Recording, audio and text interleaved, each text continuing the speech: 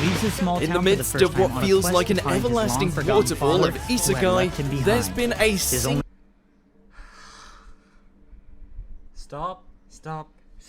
Stop right there. Okay.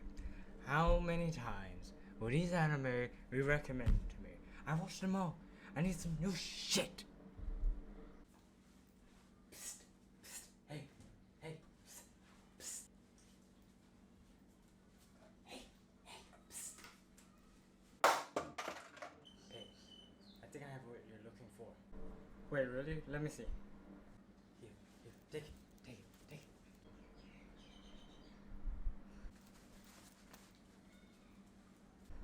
Alright. Let's see what we got here. No!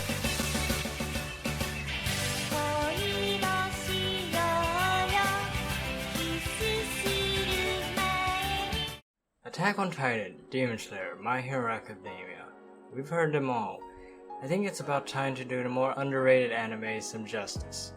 Now, okay, don't get me wrong, these animes are not bad. It's just that we've heard them be recommended again, time and time, just too many times over. There are other many great animes out there like Domestic Girlfriend, Mom Isekai, and Sword Art Online. These are all top tier anime that I really think you should watch. That was sarcasm. This video has a lot of it, so take everything I say with a grain of salt. Wait, what's that noise? No! Get away from me! No!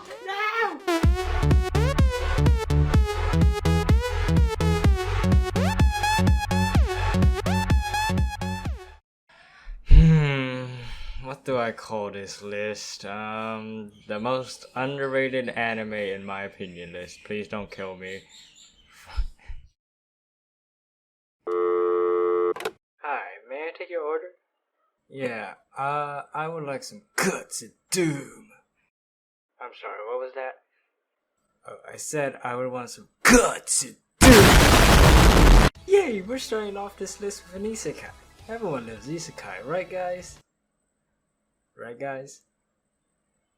Guys? I knew I shouldn't have watched Mom Isekai.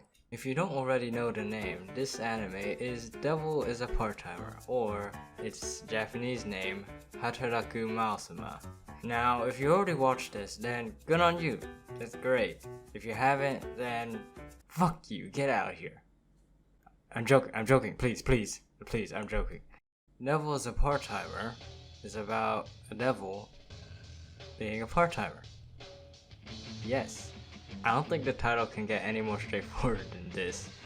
Okay, seriously now. Devil is a Part-Timer is about Mao, who is a demon lord in a world called End Isla.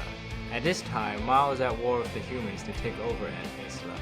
Then the hero of End Isla named Emi forces Mao and one of his generals, Ashia, to teleport to modern-day Japan, where he then becomes a part-timer. Now, what are my thoughts on this anime? I think it's really funny, and I haven't seen much animes like this one. I think despite how old it is much better than a lot of other isekais out there.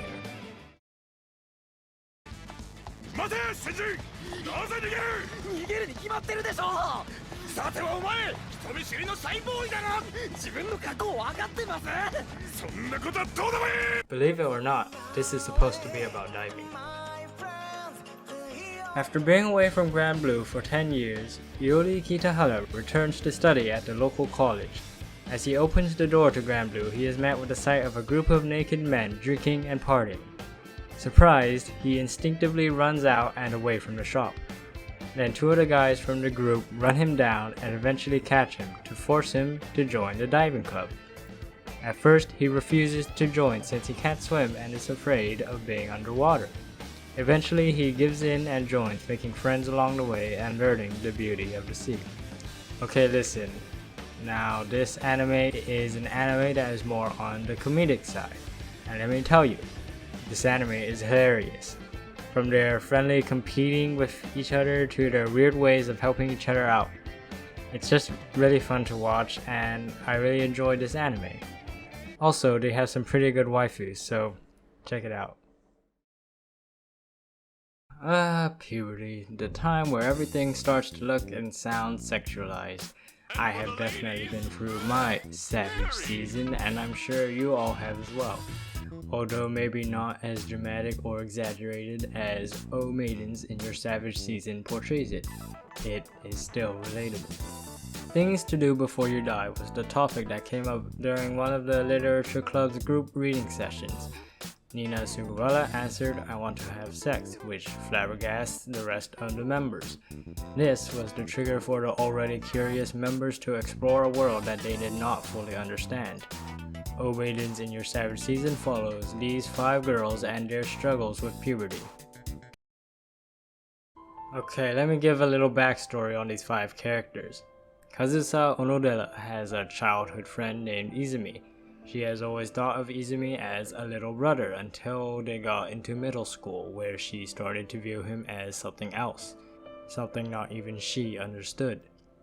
As Izumi gradually began to get more popular with other girls, these girls would get jealous of Kazusa and Izumi's relationship. This caused Kazusa to keep her distance from Izumi, and to keep her mind off of him, she indulges herself with reading. Nina Sugawara is the most beautiful girl in school. She is the most popular among the boys and is constantly yearned for. Although it might seem like a good thing, to her having everyone look at you as the elegant beauty is the same as having no one look at you. Because of this, she feels incredibly isolated and depressed, even going as far as considering suicide. On top of that, she has a bad past which still affects her.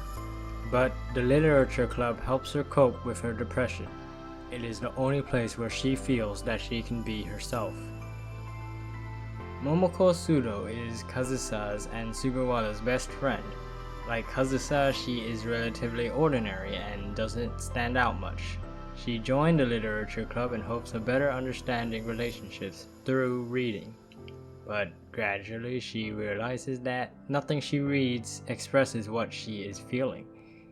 And okay, I am aware that her description seems a little short, but I don't think I can go any further than this without spoiling anything, so gomenasai. Hitoa Hongo is a writer at the club. She is also the author of an erotica. As people describe her erotica as unrealistic, this frustrates Hongo as she has no experience in sex. She then resorts to lewd online chat rooms to try to learn more about sex. Now obviously this isn't enough to gain any experience, so she then decides to meet up with someone from the online chat room. The literature club president Rika Sonozaki is a true advocate of purism. She shuns those who have sex, although she herself is interested in it. She believes that it is okay to express it through writing but not actually do the deed. Because of the way she outright shuns people for having sex, she is bullied by her classmates. Her classmates call her ugly and unattractive, and that really hurts her. Until the class clown stands up for her, saying that he thinks she is cute.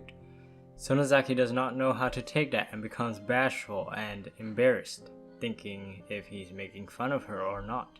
And then as the story progresses, these two start to see each other more, and I think you know what happens. He begins to change her slowly, little by little, and it's adorable to watch. O Maidens has many comedic moments that will have you rolling around on your bed, giggling like a little girl. But it also has its fair share of drama and realism. Seeing these confused girls do stupid things may seem awkward and cringy, and that might frustrate you sometimes. But that's okay, because puberty is awkward and cringy. That is what makes it funny. That is what makes them more human. It can get a little hectic and dramatic for the characters sometimes, but that is what helps them grow and learn in the end. The satisfaction with seeing these characters mature as people is great.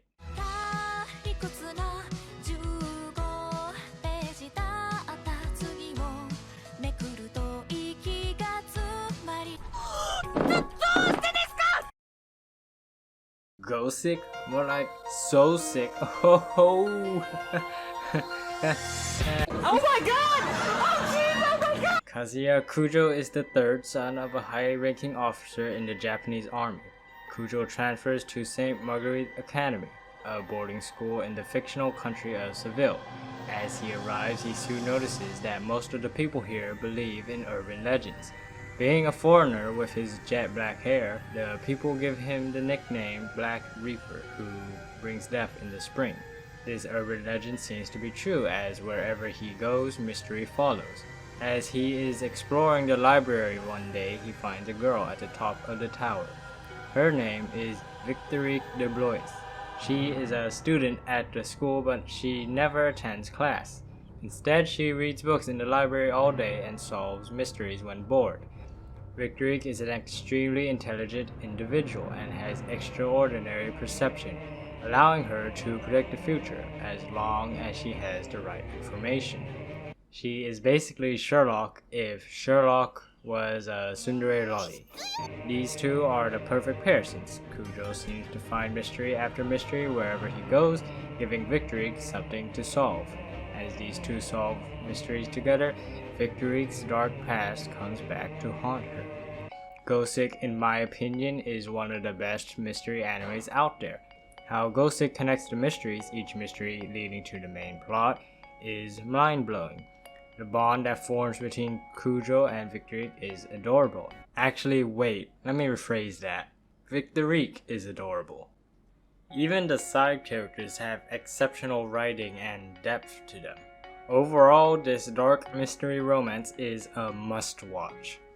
ビクトリか痛いだよねすっごい音したもん痛い痛い痛い Oreki Hotaro is energy conservative and lives by a motto. This motto being, やらなくてもいいことならやらない。やらなければいけないことなら手短に。 in short, he is lazy.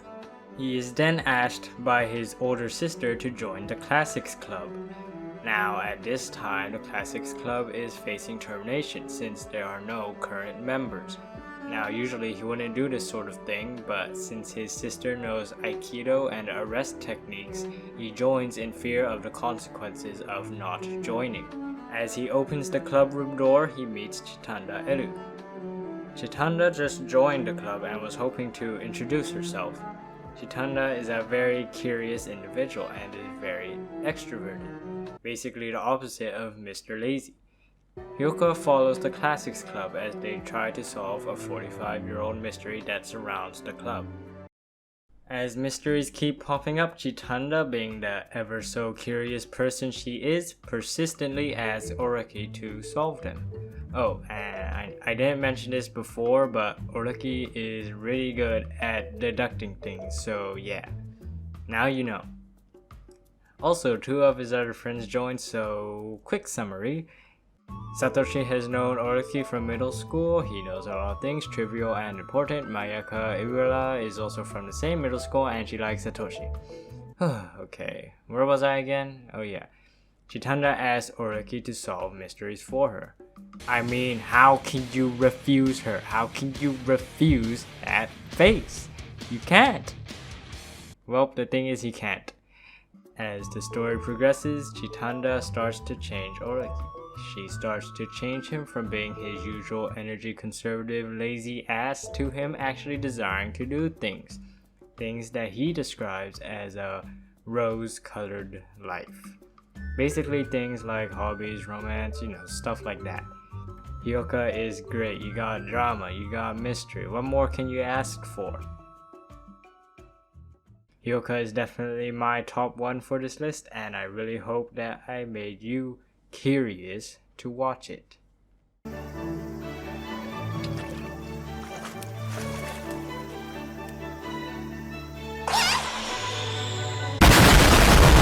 Hey guys, hope you enjoyed this video. This is my first time making this kind of thing, so any criticism would be great. If you enjoyed, leave a like, maybe a sub, and I will see you next time.